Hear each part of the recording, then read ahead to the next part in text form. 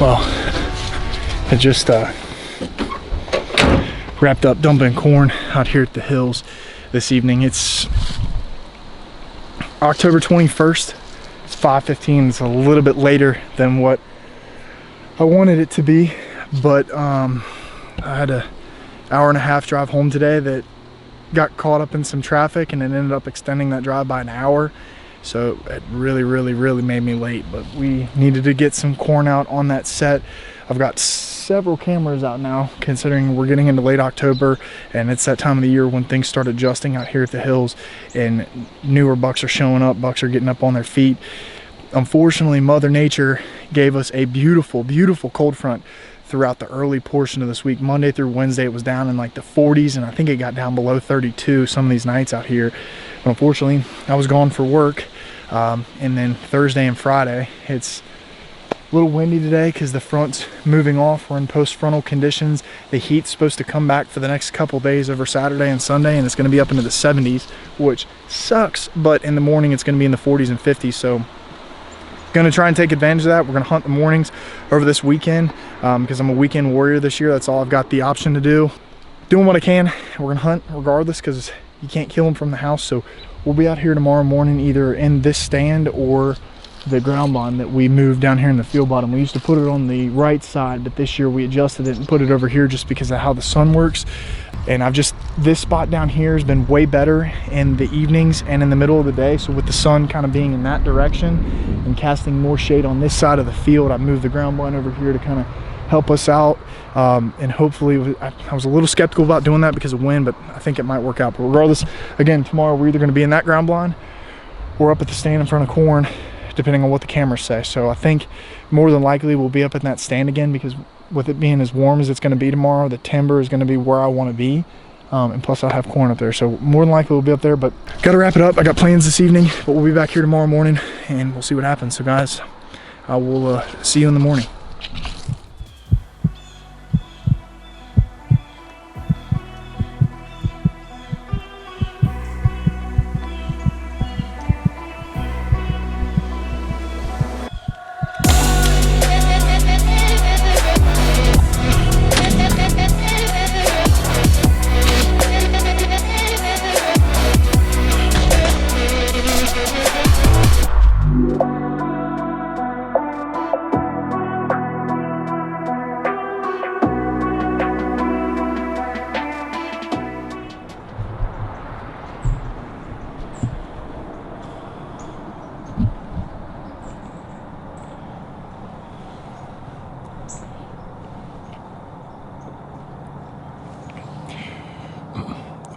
Everybody,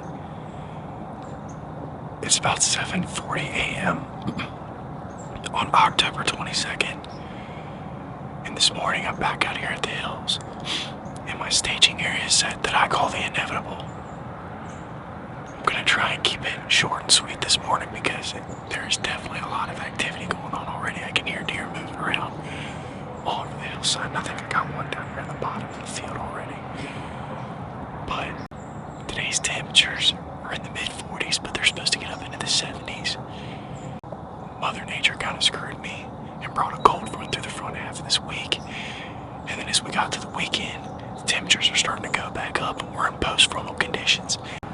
The wind direction today is kind of swirly. It's doing some weird stuff, but it's super calm. It's what I get out here at the hills, regardless if I got a north or south wind or a west wind. It doesn't matter. It always kind of does its own thing here at the hills with how this valley is shaped. So, not really hunting off a wind this morning, but we are hunting off of history. I kind of talked about this a little bit on my last hunt out here at the hills, that around mid-October, I get some shooter bucks that always show back up at the hills during daylight hours. Sometimes it's pre-frontal or frontal or post-frontal conditions, I just never know. I confirmed yesterday that this will be my last year here at the hills. It's been a blessing to be able to call this property my home for the past 7-8 years, but all good things must come to an end. So we're gonna try and go out with a bang. I got one hoof left to fill in my Enjoy Happiness tattoo, and I think there's a good chance we could get it done this morning. This whole weekend is supposed to be in the mid-40s in the morning, but then get up to the high 60s, low 70s by the evening. So warmer weather in the evening, but cooler weather in the mornings with post-frontal conditions. We got a high pressure right now. It's mid to late October. You just never know. We're getting really close to that pre-rut daylight activity. And a lot of times what it takes to get mature bucks up on their feet during mid-October is those fronts. So we got the grunt call out this morning. I got the Mathews in hand. It sounds like there's deer moving everywhere, so guys, stay tuned. It should be a pretty good morning.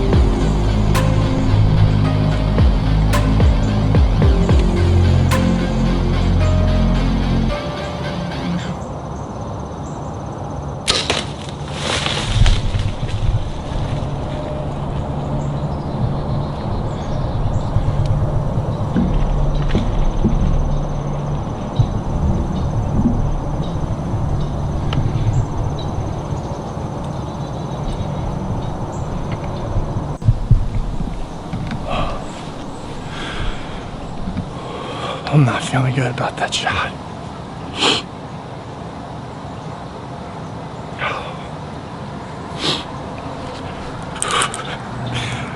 I mean, I think it's a lethal shot. It's just back. I don't know what happened, man. 2015 was the first year I started hunting this property. 2014. And here we are. 9 years later, and the journey has finally come to an end here at the hills. I've got a lot of memories, especially in this tree right here. I've killed more bucks out of this tree than any other place that I've ever hunted. I killed bull, I killed dagger, I killed tumors. I just killed that buck, and I'm pretty sure we'll find him. I think the shot's a little far back, but I think we're gonna get our hands on him.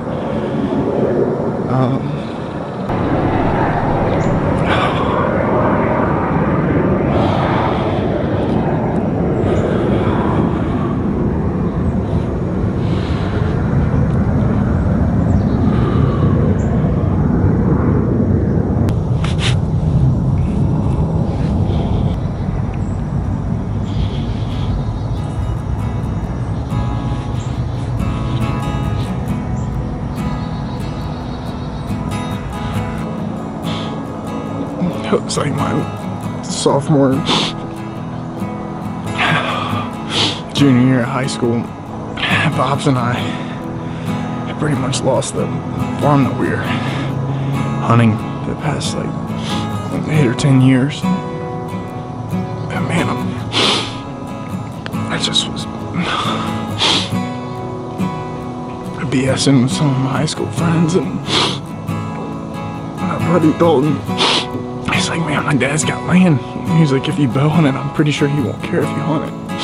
So he talked to his dad, and I met his dad, and we kind of sat down one day and looked at the maps. He showed me the property line, and he kind of gave me the rules of engagement. And over the years of earning his trust, this property just got better and better. And you know, he let me do more and more things between food plots, hanging more sets, you know, shooting more or higher deer numbers on the property, because originally when I started hunting here, he was like 1 deer and it's got to be a buck, and I don't want it to be too big. Like, there was some serious rules. Why this property is special is because it's the people in your life that make a difference. And you know, all the views and all the good deer that I've killed,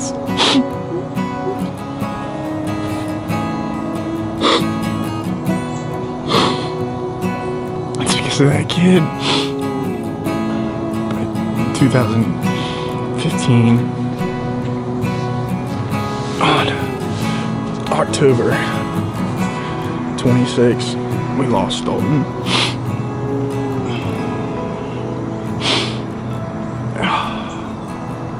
Sitting in stands like this, man, it's just the outdoors, it's different. It's not just about coming out here and shooting deer.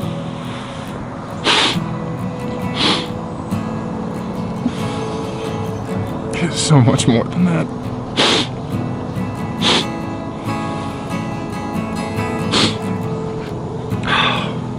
Man, I told myself I wasn't gonna do this, but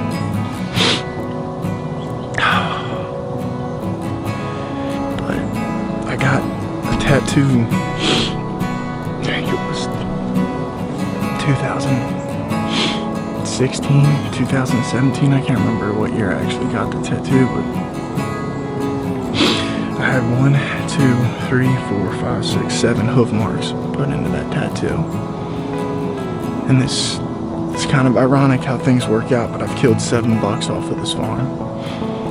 And like I said, I just found out in the past few weeks that this was going to be it, pretty much. And this property is going to be no more, so it's bittersweet, but it's fulfilling, because tattoo is complete.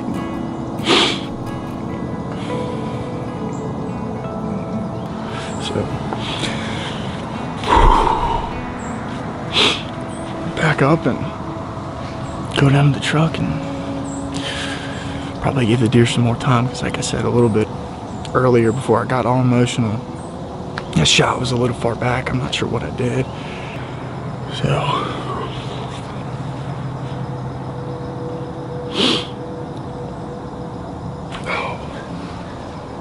you guys didn't see that. I didn't just cry.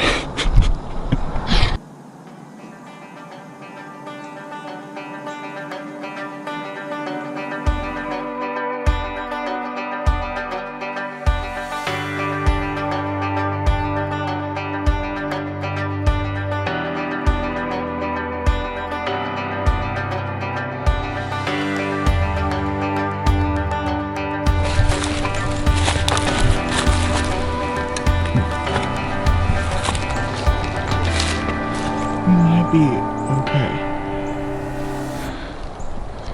Cause just on entry, again, I got 2 red veins and 1 white. And that vein looks pretty red to me, and if you look dead ahead, he crashed into the tree hard.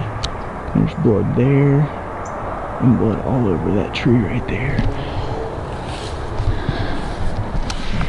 I thought I heard him crash. I'm not 100% sure. We're gonna go down here and link up with Jacob and then and dump some of this gear off, and then we'll come back up and see if we can get on our buck.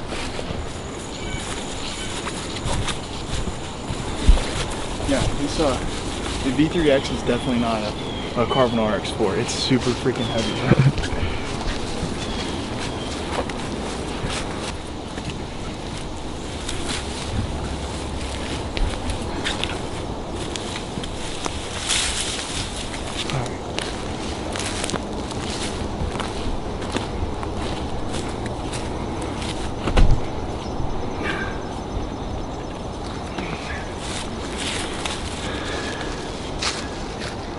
Pretty good blood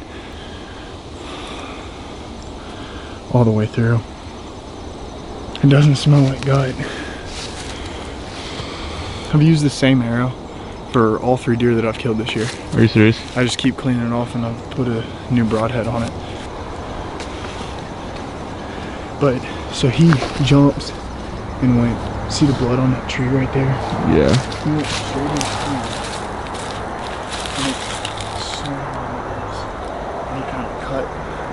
He cut that way.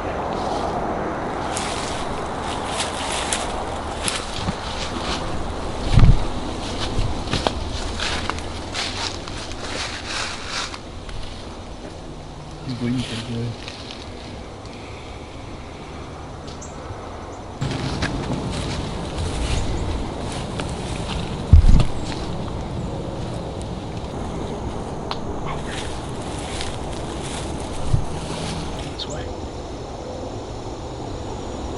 There's blood right here. It's really good blood. Come on, this camera.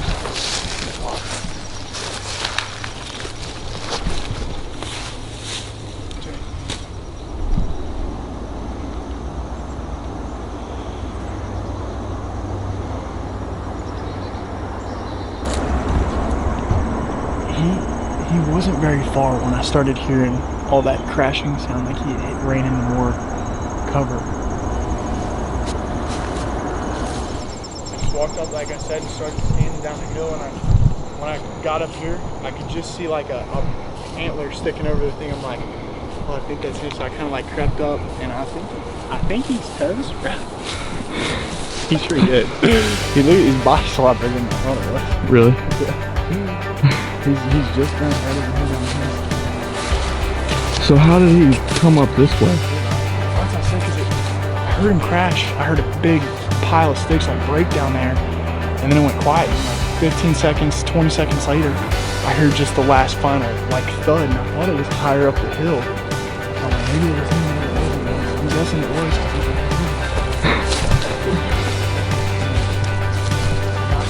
Right here, I could see. You see the leg hoof, and I just. Oh yeah.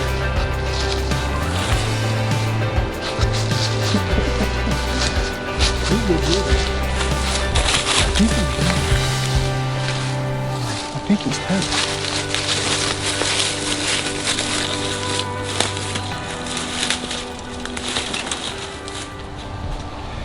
All right, guys. Well, here it is, October 22nd, and I'm sitting behind my 2022 buck for Kentucky. So couldn't be any more thankful for this hunt. I know you guys saw it up in the stand. I got pretty emotional because this is an emotional kill for me. It's not the biggest buck I've ever killed. I think he's 3.5, but a lot like that hunt that I had over the decoy a few years ago. It was just a buck that I'd never seen before, and when he stepped out, he got my blood pumping, got buck fever rushed through me, and I was like, man, if I pass this deer and then I don't get an opportunity at a buck come November, I'm gonna be upset that I didn't shoot him. So I ended up letting the arrow fly. The shot was marginal. I was super stressed about the shot. I texted Jacob, I texted Keith, I was texting a few people about, like, I don't know, I feel like the shot was pretty far back. But one thing I've been pretty good about over the past few years is taking quartering away shots. Exit wound was right up here behind the shoulder blade. Definitely took out all of the right lung. I think I got liver and maybe a little bit of gut, but he didn't go more than 40 yards. I shot him at about 12 or 13 yards right there as he was licking that cedar. And I thought I heard him go down, but we gave him some extra time, gave him about 45 minutes, and then we came up here. We lost blood about 15, 20 yards that way. And so I just came further up the hill because I thought I heard him crash about the same level as me on the hill. And so I walked up here to the higher trail and I just started glancing down, and as luck would have it, he was right there in this little gully tipped over. So quick, clean kill. This morning's success was kind of like what I talked about in the stand. It was hunting off the history. I've always overlooked mid-October. And if you get a cold front, you can capitalize in mid-October because bucks are thinking about rut, they're thinking about breeding, and a cold front will get them up and moving, expanding into territories where they're gonna be for the rut. And like I said, I'd never seen this buck before. So when he stepped out and got my blood pumping, it was just one of those things, like, I knew it had paid off because I hadn't seen any bucks this year. I've had very few bucks on camera this year at the hills. And it was just one of those things, like, I'm not gonna pass this deer. I can't. It's a pretty good deer. He's not my highest scoring deer, but I'm happy with him. And I told you guys up in the stand, this is the last year at the hills. I could not be any more thankful for this property, what it's taught me, what it's given me over these past 8 years, the knowledge, the experience, the memories, the encounters, all of it. I mean, I could not be any more thankful for it because it has definitely helped me advance in this career field significantly. So huge shout out to the landowner for letting me come, and shout out to my buddy who passed away back in high school, because if it weren't for him, I would not be behind half the deer, actually pretty much all the deer that I've killed so far in my lifetime. So super thankful for that. I got a little bit emotional, but it is what it is. I have no idea where we're going to be at next year, but I can tell you right now, I will be 25 feet in the air with my bow somewhere in the state of Kentucky. Either I'm going to buy a farm, we're going to find a lease. I have no idea. What a way to end this season. It's a little early, but I don't know how much more time I'm gonna have to hunt this year, and I'm super blessed and super thankful for this buck. So guys, thank you so much for watching. Be sure to hit the like button, hit the subscribe button, and I will catch you guys later on the next episode of Andrew Bernard Outdoors.